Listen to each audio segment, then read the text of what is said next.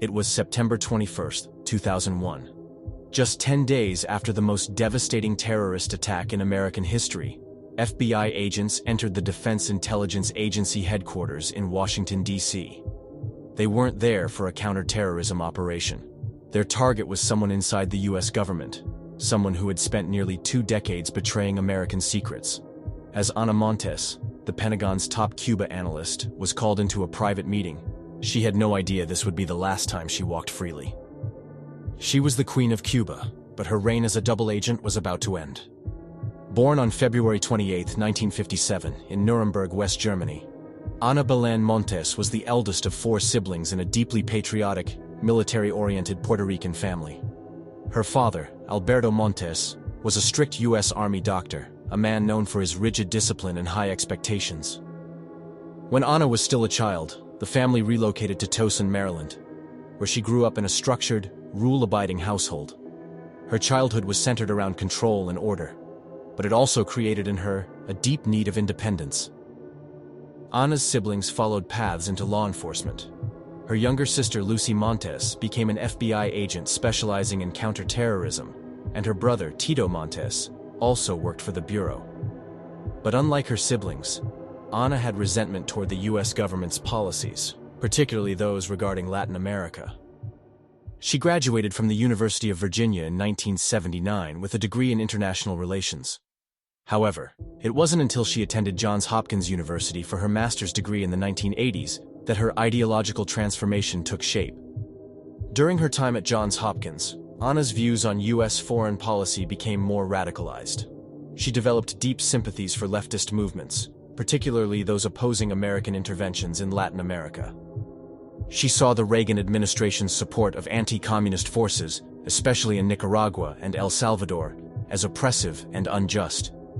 This perspective caught the attention of Cuban intelligence operatives, who were actively recruiting American sympathizers. It was during this period that Ana Montes was first approached by Cuban intelligence officers, who saw her as an ideal recruit. By the time she completed her graduate studies, Montes had already been working secretly for Cuba. In 1985, she successfully applied for a position at the Defense Intelligence Agency, DIA, where she would begin her rise in the intelligence community. She entered the government not as a naive recruit, but as a fully committed agent for Havana, determined to undermine U.S. intelligence efforts from the inside. By the time she joined the Defense Intelligence Agency, DIA, in 1985, she was already an active asset for Havana. Cuban intelligence officers meticulously trained her in clandestine tradecraft, ensuring that she would leave no trace of her activities. She avoided the mistakes that had led to the downfall of other spies, never accepting large sums of money, never flaunting a lavish lifestyle, and never slipping up in her routine. Her espionage methods were meticulous and disciplined.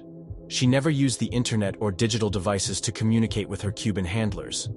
Instead, she memorized classified information word for word, transferring it onto encrypted disks only when necessary. To arrange meetings, she relied on public payphones, always using codes and pre-arranged signals. When sending messages, she received shortwave radio transmissions from Cuban intelligence, decoding messages filled with instructions and information requests. Her tradecraft was impeccable. No dead drops, no sudden wealth, and no erratic behavior that might raise suspicions. She operated in plain sight, maintaining a professional behavior while steadily rising through the ranks of the U.S. intelligence community. In her position at the DIA, Montes gained access to some of the most sensitive intelligence regarding Cuba. Over the years, she methodically supplied the Cuban government with classified details on U.S. military operations, surveillance programs, and even the identities of covert American operatives working against Havana.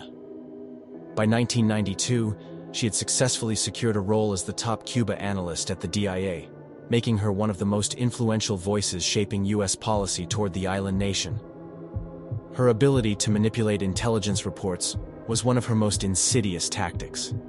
Because of her high-ranking position, Montes was responsible for shaping assessments of Cuba's military capabilities and strategic intentions. She consistently downplayed the threat posed by Cuba, influencing decisions at the highest levels of the Pentagon and beyond. She presented Castro's government as a non-threatening entity, subtly steering U.S. foreign policy in a direction that benefited Havana. By controlling the narrative, she ensured that American decision-makers underestimated Cuban intelligence operations. Ironically, operations that she herself was orchestrating from within the U.S. government. Among her most devastating work was her exposure of a clandestine U.S. Army training facility in El Salvador, which was being used to train anti-Castro operatives and other personnel for covert missions in Latin America. By providing this information to Cuban intelligence, she directly endangered the lives of U.S. operatives and their allies, many of whom were forced to alter or abandon their missions altogether. Her leaks also compromised multiple U.S. intelligence gathering initiatives, shutting down operations that had taken years to develop. Montes's influence extended beyond military intelligence. She was deeply embedded in interagency discussions on Cuba, frequently working alongside officials from the CIA, NSA, and State Department. Her expertise was so widely respected that she often briefed high-ranking policymakers, unknowingly feeding them information that had been subtly altered to fit Cuba's interests. Over the years, she was awarded commendations for her exemplary analysis, even as she was secretly dismantling America's intelligence advantage against Cuba from the inside. Her spying went undetected for 16 years, an astonishing record in the world of counterintelligence. The reason? Montes had mastered the art of blending in. She was never careless, never conspicuously nervous, and never deviated from her carefully crafted routine. Unlike other spies who left behind incriminating evidence or raised suspicions through erratic behavior, she remained one of the most trusted analysts in the DIA. This allowed her to single-handedly compromise nearly every U.S. intelligence initiative against Cuba for almost 2 decades, making her one of the most damaging spies in American history. For years, Ana Montes was undercover, but in the mid-1990s, U.S. counterintelligence officials became suspicious. The FBI knew there was a mole inside the government, someone feeding information to Cuba. They just didn't know who. In 1996, a Cuban defector revealed that Havana had a high-level source inside U.S. intelligence. This pushed the FBI to launch an extensive mole hunt. By the late 1990s, analysts noticed peculiar patterns. Some of Montes's reports subtly downplayed Cuba's intelligence threat, and she seemed to have an uncanny ability to predict U.S. intelligence operations. A crucial break came when the FBI matched coded transmissions from Cuban shortwave radio broadcasts to notes Montes had written. Investigators worked in secret, gathering evidence while allowing her to continue working. They didn't want to tip her off. Then came 9/11. The FBI feared that in the wake of the attacks, Montes might pass even more critical intelligence to Cuba. It was time to act. On September 21, 2001, she was arrested at her desk in the DIA headquarters. When confronted, she remained disturbingly calm. She had always known this day would come. Montes pleaded guilty in 2002 to spying for Cuba and was sentenced to 25 years in prison. Unlike many spies who betray their country for financial gain, she never showed remorse. In court, she justified her actions, claiming she had a moral obligation to protect Cuba from U.S. aggression. Her arrest shocked the entire intelligence community. The fact that a highly trusted analyst, one with top security clearances, could operate undetected for so long exposed major weaknesses in U.S. counterintelligence. For 2 decades, Ana Montes was the Queen of Cuba, a woman who lived a double life with surgical precision. She walked among America's most trusted intelligence officials while secretly serving Fidel Castro's government. Her betrayal to the U.S. government was one of the most significant espionage cases of modern times.